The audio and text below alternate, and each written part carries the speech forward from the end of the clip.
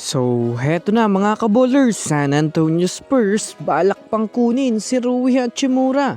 At ang balita patungkol sa maaaring paglakas pa ng second unit ng Warriors ngayong off-season. Tara na't pag-usapan natin yan dito sa Basketball Hot Shots.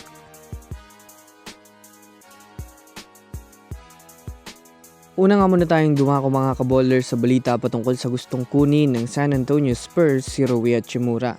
Well, alam naman nga po natin sa ngayon mga kabowlers na kasalukuyan na nga pong nag-e-explore ang team ng San Antonio Spurs dahil balak nga nito nagawa ng malakas na pundasyon ng kanilang lineup next season. Kumbaga gusto nga po mga kabowlers ng San Antonio Spurs na mapalibutan ng mga players na talagang mayroong matitinding experience lalong-lalo na sa playoffs.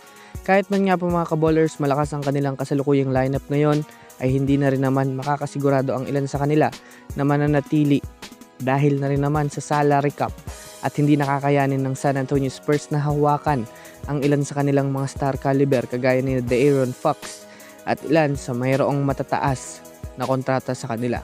Kaya kailangan nga ng Spurs magtanggal ng ilang mga player sa ayaw at sa gusto nila. Bukod pa dyan mayroon ngang balak ang Spurs na kumuha ng panibagong mga player na maaaring makatulong sa kanila sa susunod na season.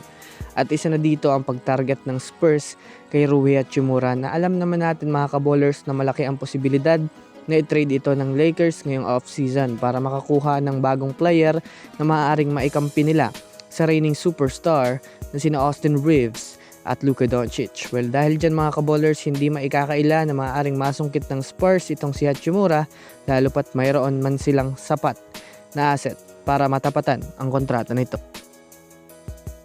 Samantala, pumunta naman tayo mga kabowlers sa maaaring pagpalakas ng second unit ng Warriors ngayong season.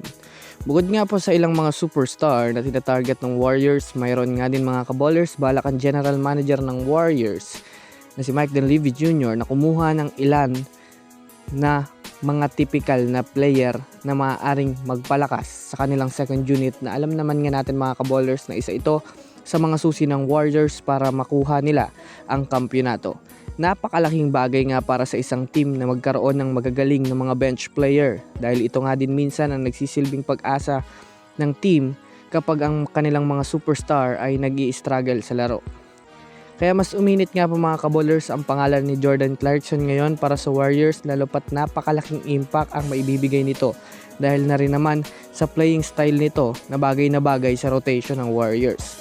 Hindi nga malabo na makuha ito ng Warriors dahil hindi naman nga nila kailangan magsakripisyo ng malaking assets para lang makuha ito. Bukod pa dyan, unrestricted free agent na nga itong si Clarkson. Kaya napakadali kunin ito, lalong-lalo na kung pumayag itong si Clarkson na makipag-negotiate sa Warriors front office. Kaya abangan natin ito mga kabowlers.